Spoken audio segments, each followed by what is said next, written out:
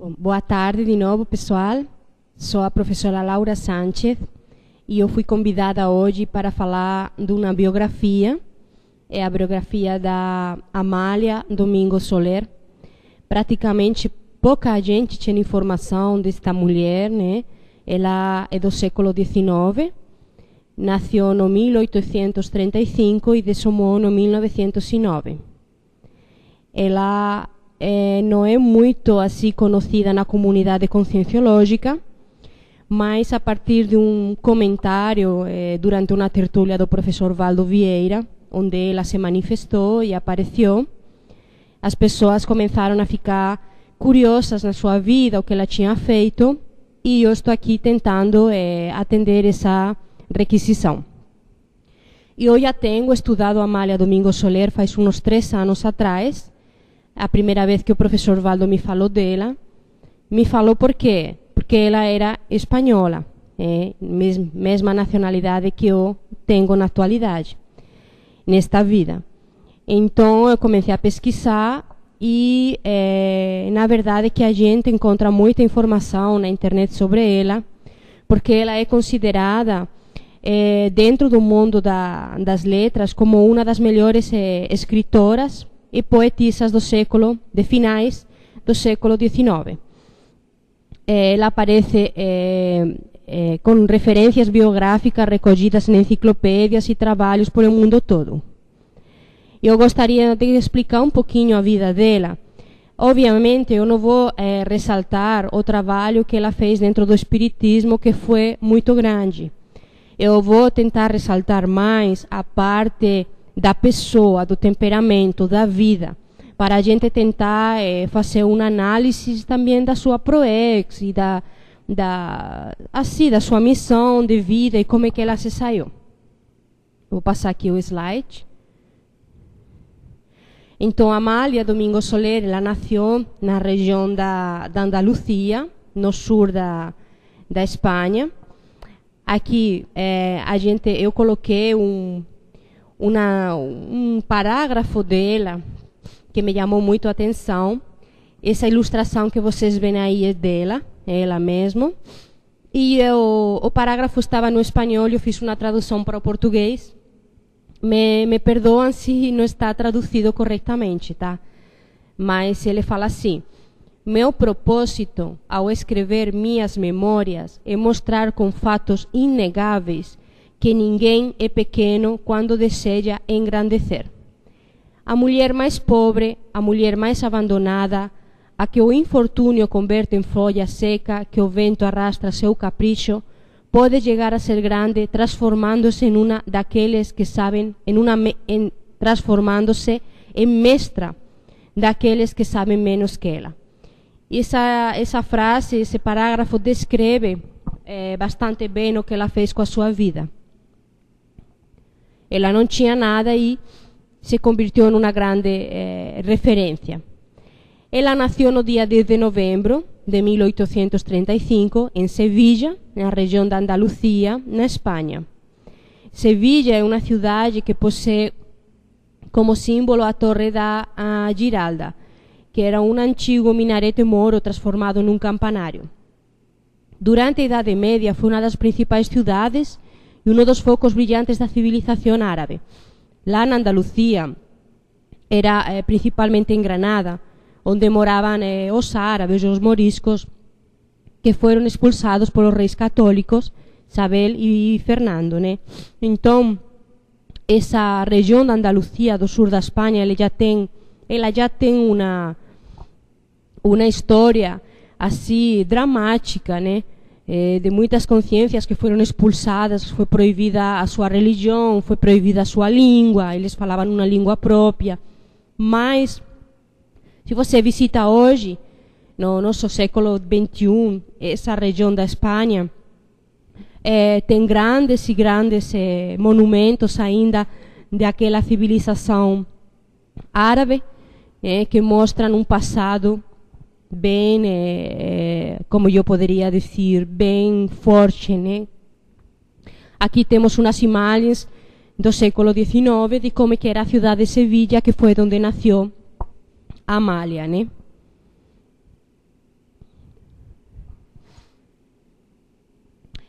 Amália teve uma infância muito triste.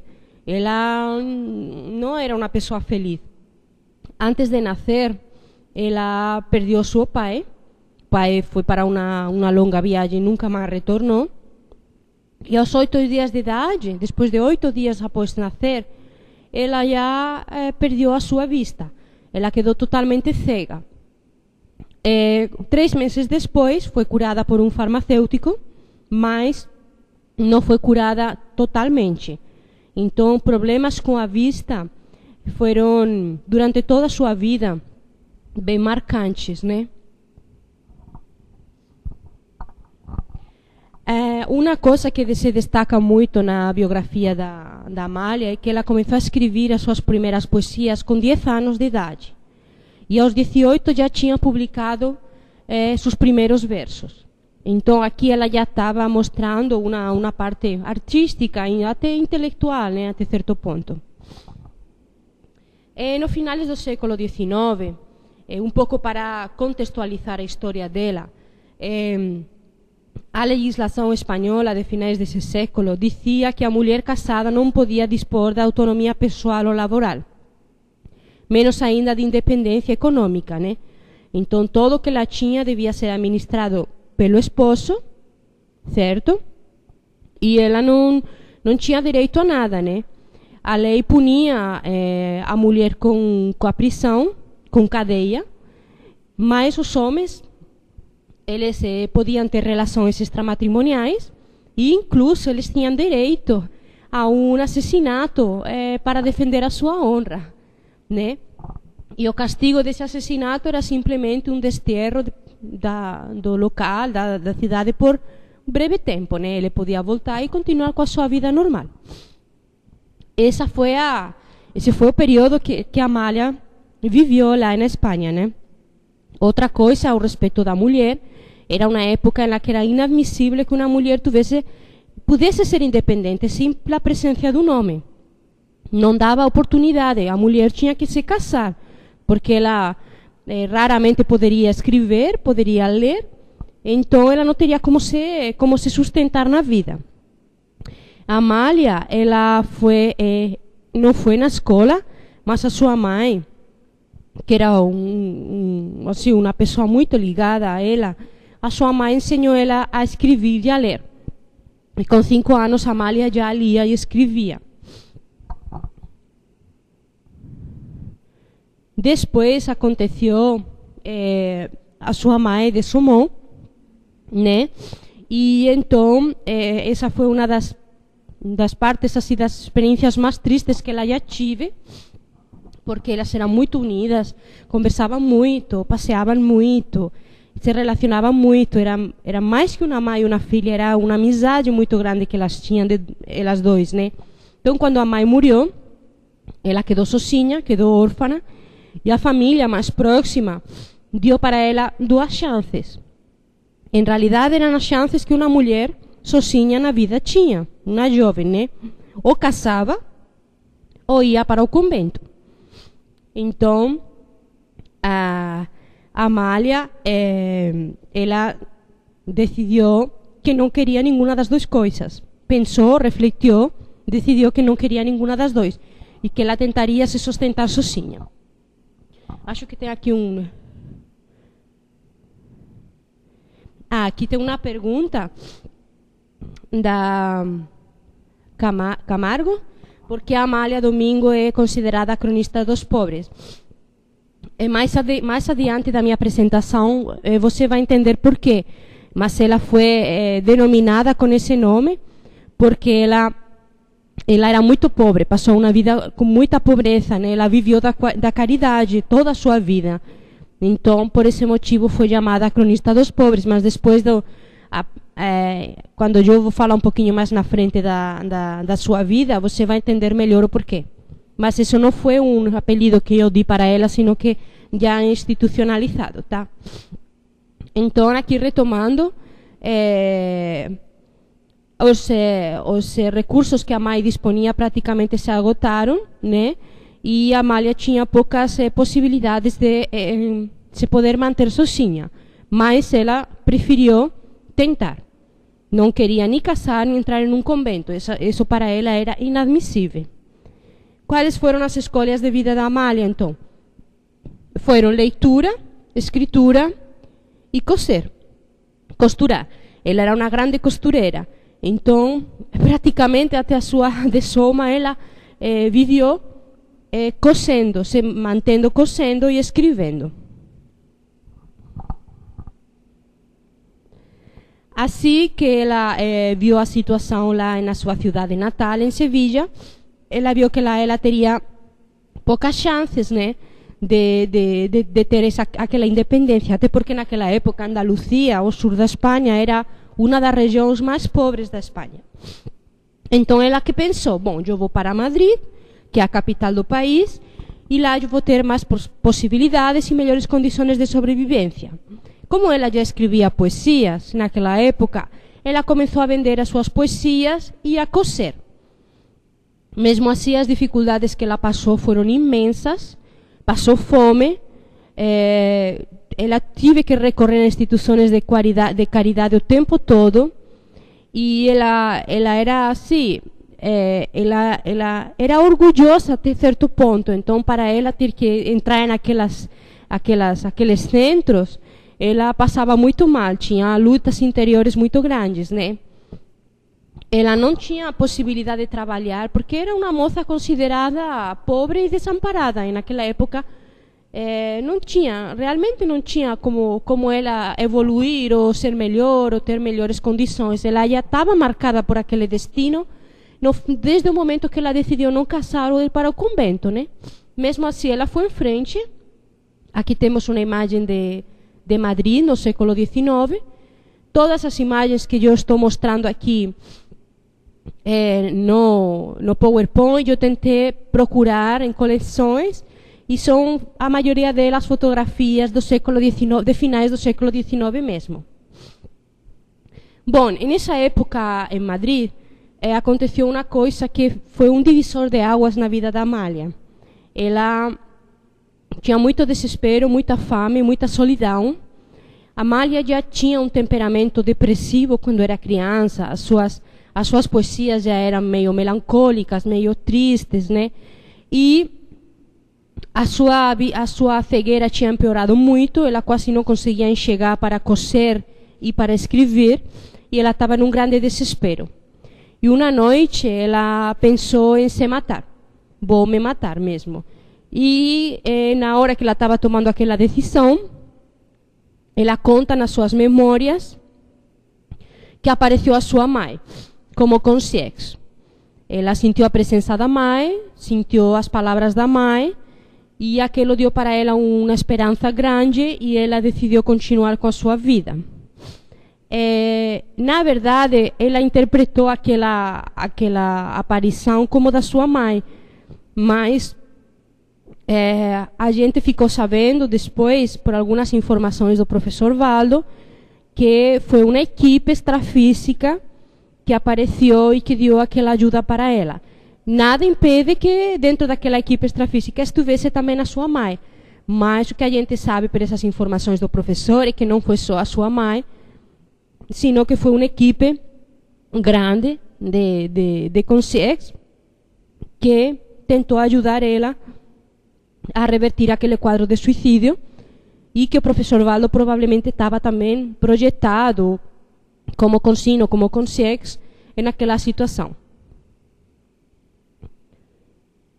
O importante é que ela tirou força daquela interpretação do fato e não se matou. Ela continuou se esforçando, escreveu mais versos, continuou com pequenos trabalhos de costura, unidos àquela condição difícil que ela vivia. E ela foi fazer um tratamento com um médico homeópata, e que deu uma revertida à sua cegueira muito grande, né? Foi a partir daquele momento que ela recuperou a vista, recuperou bastante parte da vista para poder continuar com a sua vida.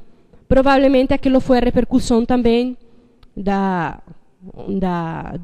consciências que apareceram naquele momento. Foi como uma segunda chance para ela, muito grande, né? Nessa situação foi o próprio médico, homeópata, que deu para ela essa salvação da cegueira, que falou para ela que tinham aparecido uns loucos, né, ele chamou de loucos, adeptos de uma novidade chamada espiritismo. E que tinham incluso um jornal espírita que falava sobre aquelas ideias. Perdão. Lendo um artigo desse jornal, reproduzido nas suas memórias, que vocês podem encontrar essas memórias na internet, todos os livros da Amália estão disponíveis na internet, podem ser baixados e lidos, claro que estão todos em espanhol, né? Mas se alguém quiser pesquisar, vale a pena dar uma olhada. Ela se convence de que o espiritismo é uma busca de informações, né? E ela era uma pessoa que passou por várias igrejas, católica, não católica, procurando sempre uma resposta. Ela tinha uma pergunta que ela se fazia desde que ela era muito novinha. Ela se perguntava assim: por que no mundo tem pessoas que não sofrem e pessoas que sofrem muito? E ela passou a vida toda buscando aquela resposta em vários lugares. Mas foi o espiritismo que deu para ela a resposta que ela tanto procurava. Ela começou a entender a vida dela, porque a vida dela era assim, daquele jeito. Começou a entender que provavelmente ela tinha feito coisas muito erradas em vidas anteriores e que ela tinha que passar por todo aquilo naquela situação.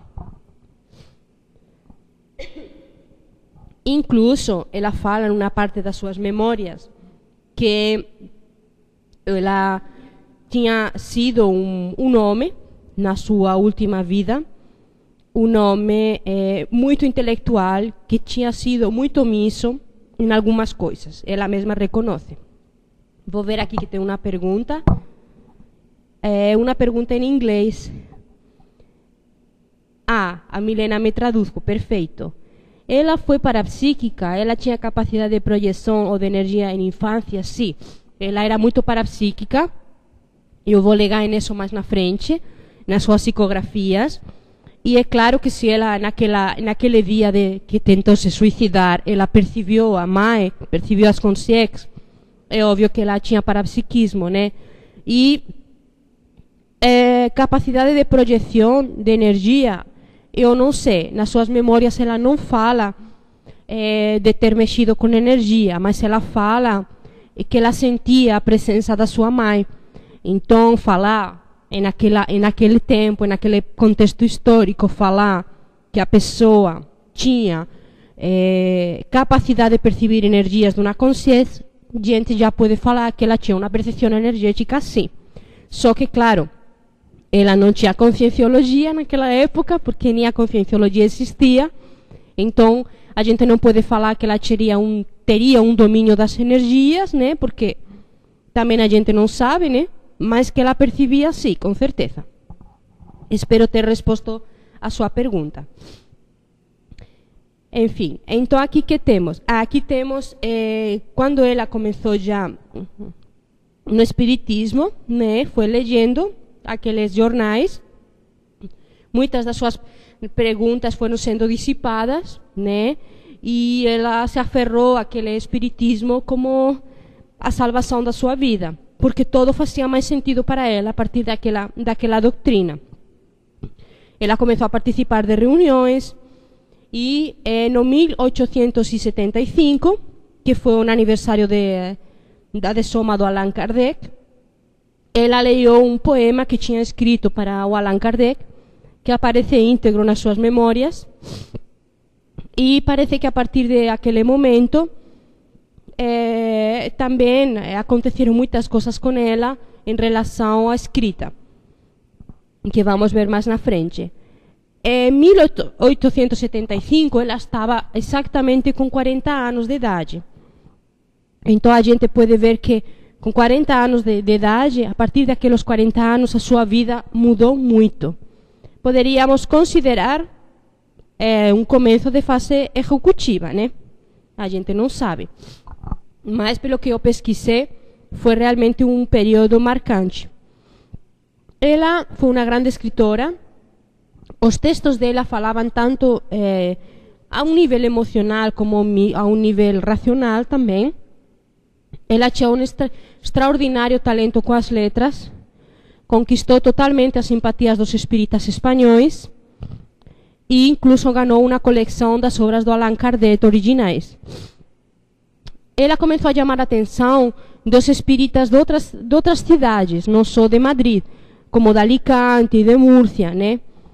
E foi sendo contactada por várias pessoas.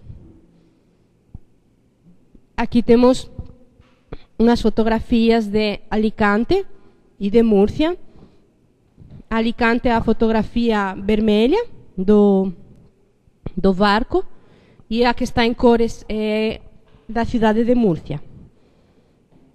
Também devemos levar em consideração que para uma mulher naquela época viajar e conhecer tantos lugares como ela conheceu também não era nada habitual, né? Amália sempre pensou que era totalmente errado viver do espiritismo. Ou seja, ela não queria de jeito nenhum ganhar dinheiro com os seus escritos. Ela doava tudo o que ela escrevia. Aqui nós temos também uma característica, por exemplo, de hoje aqui na Conscienciologia, né? Todos os nossos autores doam os direitos autorais para a instituição. E ela já naquela época fazia a mesma coisa. Incluso nós temos um verbete do professor Valdo que fala desses livros que são doados. Agora eu não lembro exatamente do título do verbete, mas é um verbete dedicado a essa doação de direitos autorais, né? Escrever para fazer assistência. Ela já escrevia para fazer assistência, mas ela considerava que tinha que continuar trabalhando. Seu trabalho era costura. Então, o que ela fazia? De dia, ela cosia, costurava o dia todo, e à noite ela escrevia. Dureza, mas era isso que ela fazia, né? Ela permanece em Madrid, mas depois ela vai para Barcelona, onde ela foi convidada, no 1876, por um grupo espírita chamado Círculo de la Buena Nueva. E com a esperança de encontrar melhores condições de trabalho na capital catalã, já então cidade empreendedora e com grande atividade econômica. E naquela época, Barcelona começou a ter mais desenvolvimento econômico que Madrid, que é o centro da Espanha. E a verdade é que até hoje isso é assim, porque na Catalunha as pessoas têm um conceito de trabalho muito grande. Elas são muito responsáveis, elas priorizam o trabalho. Enquanto que Madrid, por ser o centro, as pessoas são um pouquinho mais abertas mentalmente, mas também são menos responsáveis, não valorizam tanto o trabalho. Então, Catalunha sempre se diferenciou, teve esse diferencial de mais progresso econômico. E ela foi para lá por esse motivo, para conseguir melhores condições, né? Fiquem à vontade para fazer qualquer tipo de pergunta, que se eu tiver condições de responder, eu vou responder.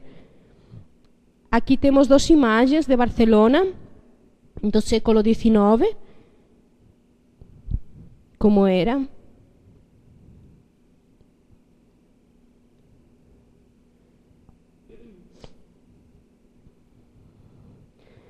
Três meses após chegar a Barcelona, novamente os problemas de visão voltaram a atormentar Amália.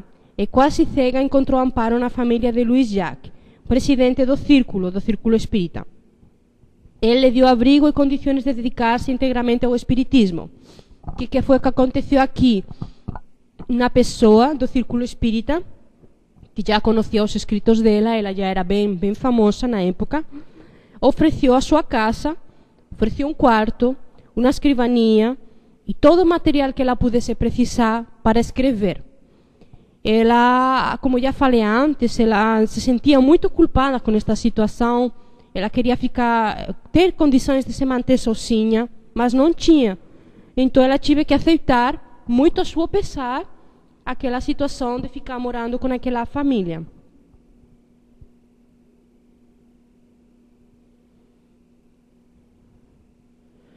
O Padre Germano é um livro psicografado que escreveu Amália. O Padre Germano era o guia espiritual da Amália, a consciência espiritual da Amália. Se apresentou para ela no dia 9 de maio de 79 e ela publicou as suas memórias a partir de 1880. Esse livro, Memórias del Padre Germano, aqui na holoteca do CAEC, ele está disponível em português e também está disponível em sua versão original no espanhol. E é engraçado que eu, quando fui procurar aquele livro do Padre Germano, eu li todo o livro em português porque o professor Valdo me indicou, e eu peguei o livro em português. E faz pouco tempo atrás, na verdade foi o último complementário que a gente estava fazendo, tem aquela, dentro da complementário, do curso complementário, tem aquela atividade que você vai na holoteca e você pega um livro. E eu decidi ir na holoteca e fui parar naquela sessão de dedicatórias, dedicatorioteca. Eu encontrei o livro do Padre Germán, da Amália, original em espanhol. Eu abri a primeira folha, livro bem antigo, aqueles que estão llenos de ácaro e fazem espigar a pessoa, né? E na dedicatória era uma dedicatória para o Chico Xavier. Ou seja, era um livro que tinha sido trazido de Espanha para o Chico Xavier, com a dedicatória do Chico Xavier, para o Chico Xavier. Então a gente vê também que o Chico Xavier, espírita brasileiro, provavelmente tinha também alguma relação com a Amália. Não tem como não, que são aquelas sincronicidades que a gente vai encontrando, né? Aqui eu tenho uma pergunta. Qual é o maior trafor de Amália Domingo Soler? Ela está ressomada? E Milena, desculpa se não entendi, mas esses escritos eram psicografados? Milena, o Padre Germán era psicografado. Eram as memórias psicografadas, que era uma consciência que tinha sido padre na sua vida como consciente. E era um guia espiritual da Amália, como o do Chico Xavier era humano, ou Emanuel. A mesma coisa. E ele quis psicografar através da Amália suas memórias. Então, são as memórias do Padre Germán, só que psicografadas por Amália. E a outra pergunta da Camargo aqui, o maior trafor da Amália, com certeza, era a sua perseverança, né? Porque vamos pensar assim, quase sem besta, sem recursos, e ela escrevia. Esse, para mim, é o maior trafor que ela tinha. Que ela conseguia, apesar de todas as suas dificuldades emocionais, das suas depressões, das suas ideias de suicídio, da sua fome, da sua solidão, ela conseguia escrever. Depois eu vou falar para vocês tudo o que ela escreveu, que é bem impressionante. Aqui tem outra pergunta. Ela está ressomada? Não, ela não está ressomada. Ela atualmente trabalha no Interlúdio, que é uma comunidade aqui perto de Foz do Iguaçu, aqui nas Cataratas. E ela tem um trabalho ela trabalha com resgate de espíritas mesmo. Essa informação, obviamente, eu não tenho gabarito para falar da minha boca. Eu falo porque foram informações que o professor Valdo já passou durante algumas tertúlias. Tá certo? Aqui tem uma pergunta também em inglês. Eu não leio muito inglês, mas eu vou tentar. Interessante. Eu acho que eu vou precisar de ajuda de alguém. Eu estou entendendo que o Andrew está falando que um interessante perfil de voluntariado e de biografia. Mas não entendi a segunda parte da pergunta. Se alguém pudesse me ajudar, vou agradecer. Aqui a Milena. Perfil do voluntariado em sua biografia, decidindo a viver no só do espiritismo de ter condições econômicas. Exatamente. Ela priorizava o seu trabalho dentro do espiritismo, certo? Vamos aqui mais na frente. Então, Milena, obrigada. Ele achou interessante, ok. Muito obrigada. A partir de 1879, foi oferecido para Amália a possibilidade de criar um jornal semanal onde ela escreveria para as mulheres espíritas. Esse jornal se chamava La Luz del Porvenir e era dirigido por ela. Então ela passou a ser uma grande jornalista também, não só poetisa e escritora. O jornal surgiu devido à insistência do Luís Jacques, que era aquele homem que cuidava dela, que foi o editor. E ele falou para ela que ela não deveria se preocupar se o jornal era denunciado pelas ideias, não deveria se preocupar por o dinheiro da edição, que devia se preocupar com escrever. Ela escreveu aquele periódico, aquele jornal, junto com uma amiga dela, chamada Cândida Sanz, e as duas foram denunciadas em várias ocasiões pelos conteúdos daquele jornal. Elas, dentro daquele jornal, escreviam artigos sobre Deus, né, sobre a ideia de Deus, e foi denunciado e suspendido por 42 semanas. Mas depois foi de novo colocado no ar porque mudaram as leis. E elas continuaram a escrever. O periódico La Luz del Porvenir foi publicado até 1899. Dos artigos da Amália Domingo durante esse período foram La Idea de Dios y La Luz del Camino. Fueron distribuidos gratuitamente por un grupo espírita en Alicante. Existe en una biblioteca lá na Catalunha. Eu pesquisei bastante e consegui encontrar um arquivo onde tem todos aqueles jornais da Luz do Porvenir. E eu fiquei sabendo também que aqui na holoteca é provável que tenha alguma daquelas revistas. O professor Valdo me falou que poderia ter alguma daquelas revistas. Eu ainda não confirmei, mas vou confirmar. Depois, o padre Germano, que era este espírito que acompanhava a Amália, deu para ela a orientação de escrever as suas memórias. E ela começou a escrever as suas memórias. Em 1891, quando ela começou a escrever as suas memórias, ela já tinha escrito 1.286 artigos publicados, né, na Espanha e no exterior. Foram El Criterio, El Espiritismo, La Gaceta de Cataluña, La Luz de Porvenir, Revista de Estudos Psicológicos de Barcelona, La Revelación de Alicante, El Espiritismo de Sevilla, La Ilustración Espírita do México, La Lei del Amor de Mérida, e assim por delante. Nas suas memórias, ela fala que às vezes ela ficava em uma semana com 40, 46 artigos escritos para publicação. E ela ia acumulando aqueles artigos para publicação. Então, vocês pensem assim, em uma semana escrevi 46 artigos. Quanto tempo que a gente leva aqui para escrever um artigo e para publicar nem se fala, né? Ela era cega, não tinha condições e produzia aquela quantidade de artigo. Eu tenho aqui uns dados que eu gostaria de ler para vocês entenderem melhor o que eu acho que era o trafor dela mais importante, né? Como já falei antes, que era escrita mesmo. Eu aqui tenho uns dados que eu quero mostrar sobre a quantidade que ela escrevia.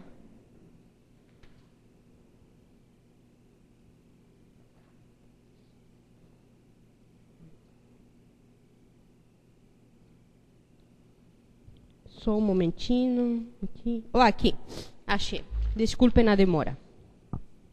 Então, ela escreveu em 1878 103 artigos. Em 1879, 127. Em 1880, 125. E ela fala assim, e neste ano atual já escrevi 60. Jamais pensei, ela fala, que eu conseguisse, com meu estado de saúde, uma coisa similar. Mas a minha consciência está tranquila, muito tranquila, porque eu he trabalhado todo quanto eu he podido e continuo trabalhando todo quanto posso. Sei, a partir de isso, sou plenamente convicta que eu não sofrerei mais do que eu devo sofrer. Essa era uma convicção dela, que deu para ela muita calma depois de tanto sofrimento. E foi através da escrita. El 29 de abril de 1909, em Barcelona, Amália dessomou. Não significa que estava aqui o que estava escrito nas memórias dela, e que eles acham que mesmo depois de ter dessomado, ela voltou para acabar as suas memórias de forma psicografada, né? Nesse caso foi Divaldo Pereira Franco, em Espanha, que fez a transmissão no caso das memórias, né? As obras principais da Amália foram Memórias del Padre Germán, Hechos que Prueban, Te Perdono, Ramo de Violetas, El Espiritismo refutado, los errores del catolicismo romano, sus más hermosos escritos e Cuentos Espíritas. O mais interessante, gente, é que todas essas obras vocês podem baixar da internet. Tá certo? É só colocar o nome de Amália Domingo Soler, Amália sem acento, que vocês vão conseguir baixar todos os livros dela, incluso as memórias. As memórias dela, o título das memórias que ela colocou foi Memórias de uma Mulher. Aqui eu agora quisera fazer umas reflexões finais, porque sempre que a gente estuda uma biografia, a gente tenta aprender alguma coisa com a consciência, mas quando é uma consciência deste tipo, ainda mais, né? Porque, como eu falei, o meu objetivo nesta palestra não é destacar a parte do espiritismo, porque a gente sabe que nós, da conscienciologia, já eliminamos tudo o que tem que ver com crença de Deus. A Amália era espírita, então ela acreditava em Deus. Só que a gente sabe que ela hoje está tentando resgatar esses espíritas e levar para um processo mais racional, certo? Então eu faço aqui umas perguntas tipo assim, Amália, seria que ela tinha curso intermissivo? Teria proexis? Seria sua proexis uma proexis intelectual? Que tipo de assistência ela fez? TACOM? TARES? Manifestou na sua vida inteligência evolutiva? Seu passo pela vida intrafísica deixou legado para os outros? De que tipo? Ela foi uma consciência exemplarista? Promovió reciclagem nos outros? E agora, como consciência, ela trabalharia como quê? São perguntas que eu deixo aí para vocês refletir, vocês responder, porque eu não tenho todas as respostas, obviamente. Algumas eu consegui chegar, algumas reflexões, mas acho interessante que cada um de vocês, depois de ter escutado a biografia, tirem as suas próprias conclusões, que é o que a conscienciologia mais gosta de fazer, deixar a pessoa pensar por ela mesma, né? Aqui temos as referências, né? São bastante referências de livros e a infografia. Temos aqui uma pergunta da Milena. Qual seria a especialidade interassistencial dela hoje? Olha, Milena, pelas informações que eu tenho do professor Valdo, que ele já conversou em algumas tertúlias, ela se dedica a resgatar espíritas com CIEX e espíritas que ficaram presas ao espiritismo e que elas têm possibilidade de fazer um curso intermissivo.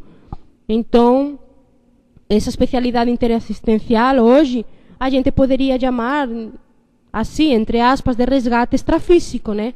De esclarecimento. Mas durante a sua vida intrafísica, ela fez, evidentemente, pela escrita a sua assistência. Então, seria uma assistência mais tarística, certo? Mesmo que ela escreveu provavelmente muita bobagem, como todos nós, mas a intenção era esclarecer e tirar as pessoas das bobagens da Inquisição e das bobagens da igreja. Ela meteu muito pau na igreja durante os escritos dela, muito. Ela tive muito coragem. Tanto que a gente sabe que o Valdo fala muitas vezes que quando ele foi a Catalunha com o Chico Xavier, foi porque o Chico queria ver a tumba dela. E a tumba dela tinha sido destruída pela ditadura do Franco. Então, só agora que essa tumba novamente foi reconstruída. Mas ela foi totalmente apagada, né? Porque não interessava para o povo uma pessoa que falasse mal da igreja. E ela teve coragem de fazer isso. Aqui eu tenho outra pergunta da Rogiana. Ela fez curso intermissivo? Eu não tenho como saber se ela fez curso intermissivo. Nós temos dados de que o primeiro curso intermissivo, se eu não me engano, foi agora, não sei se foi no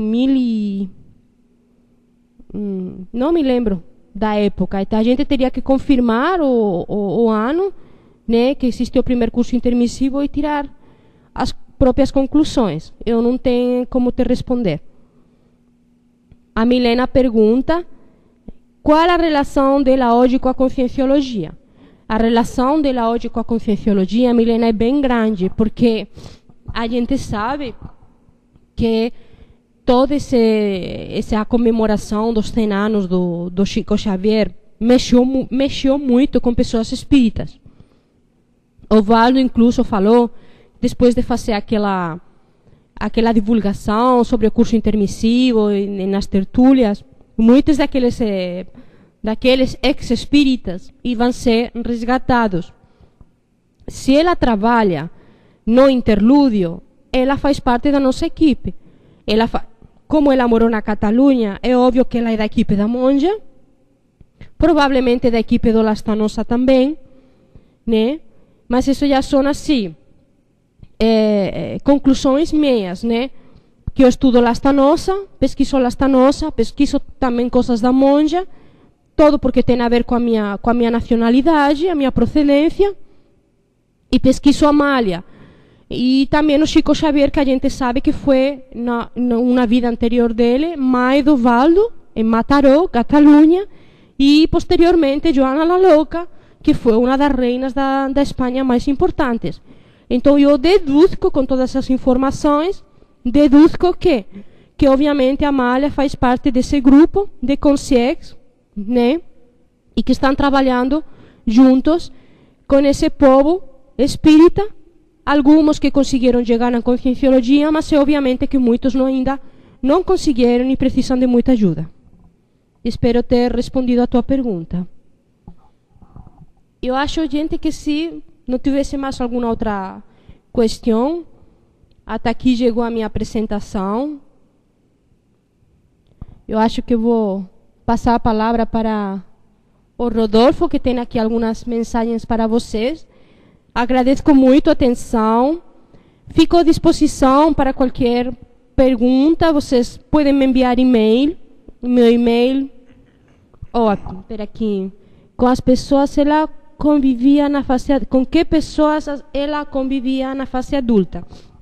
Então, ela viveu com a mãe no começo, na sua infância, e na vida adulta ela conviveu sempre com mulheres que quiseram cuidar dela, né? Depois, em Barcelona, ela viveu com aquela família do Luís Jacques,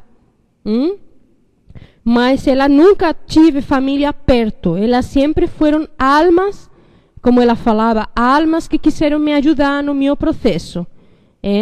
Na hora que ela decidiu começar a escrever, ela sempre tive muita companhia e muita ajuda. Mas ela nunca conseguiu ficar muito tempo com alguma pessoa junto, porque a sua vida foi muito movimentada. Então ela realmente tinha companhias sempre esporádicas, de amigas e de famílias diferentes. Espero ter respondido a tua pergunta. Se tiver alguma pergunta a mais, a gente pode continuar. Ainda temos tempo. Eu vou passar o meu e-mail para vocês. Se vocês quiserem, por exemplo, receber as memórias dela que eu tenho, posso passar para vocês por e-mail. O meu e-mail é laura@cybermais.net. Acho então que agradeço de novo a atenção de todos e incentivo vocês a pesquisarem também esse grupo da Monja, que é bem interessante. E todos vocês também, mesmo nascidos aqui no Brasil, são todos ex-europeus e sempre, com certeza, vocês vão encontrar algumas sincronicidades, seja na Espanha, na Alemanha, na Inglaterra, né? Mas eu acho interessante estudar sempre biografias por esse motivo. Tem mais uma pergunta. O suicídio dela não atrapalhou a mesma a ir para o interlúdio? Não, porque, na verdade, ela não se suicidou. Ela conseguiu superar essa ideia de suicídio, né? Então, ela não chegou a se suicidar. E outra coisa, quanta gente não tem na conscienciologia com problema depressivo, com doença, com hipertensão, com diabetes. Isso não é um preliminar para a pessoa não poder fazer assistência. É uma coisa a mais que a pessoa tem que superar, né? Provavelmente essas doenças sempre têm uma razão no passado da mesma consciência e a pessoa tem que superar e ir na frente. Provavelmente ela, por esse temperamento depressivo, por esse desespero de tentar se suicidar em alguma ocasião, mas de superar, mesmo assim superar, escrever e fazer a sua proex, ela vai ter muitas mais condições de ajudar pessoas, consciências, consciências, com essas limitações e esses problemas, porque o seu entendimento vai ser maior. Eu penso assim. Penso que as pessoas, não só por o fato de estar na conscienciologia, não podem passar por situações emocionais complicadas e difíceis.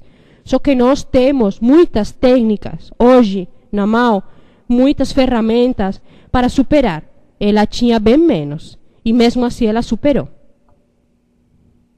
Agradeço, então, agora sim eu vou passar a palavra para o Rodolfo. Muito obrigada a todos, boa tarde. Nós estamos aqui com o nosso novo sistema aqui de transmissão, aqui através da sala compartilhada do CAEC, e gostaríamos de fazer a divulgação do curso Introdução à Programação Existencial, que é um curso à distância. Vocês estão visualizando agora aqui na tela de vocês. E esse curso Introdução à Programação Existencial, ele vai ocorrer nos dias 13 de setembro, 20, 27 e 4 de outubro. É um curso de 4 módulos, onde tem o objetivo de favorecer a compreensão do propósito de vida segundo a Conscienciologia. Também vai apresentar os conceitos básicos da programação existencial, a ProExis. Então, você que quer conhecer um pouco mais, quer aprofundar um pouco mais sobre ProExis, basta fazer esse curso. O terceiro objetivo é propiciar a identificação do propósito de vida pessoal. E o quarto motivo, o objetivo do curso, é motivar a realização do propósito de vida. Então, quem estiver interessado, a gente tem um desconto até o dia 30 agora de agosto, por R$90. Você pode fazer esse curso online através desse sistema que a gente está testando aqui hoje, já para a utilização do curso. E é um curso de 4 módulos de 1h30, sendo que cada módulo, né, dura a semana toda através de exercícios, fóruns online, tutorias, textos complementares que você vai poder ler durante a semana. Então, convido a todos a participarem. As pessoas interessadas podem entrar no site www.apexinternacional.org/introdução. Lá tem um formulário de interesse.